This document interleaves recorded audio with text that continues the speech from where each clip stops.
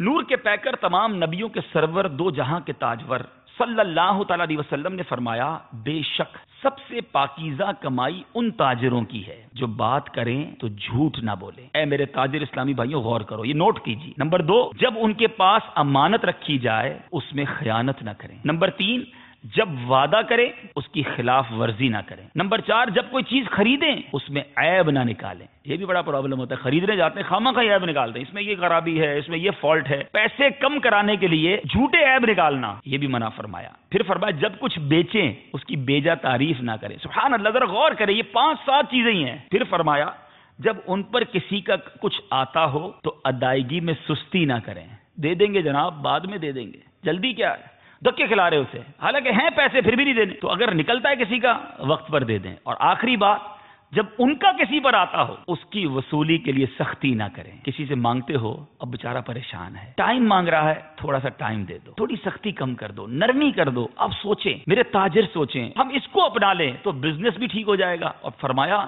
سب سے زیادہ پاکیزہ کمائی ان تاجروں کی ہے۔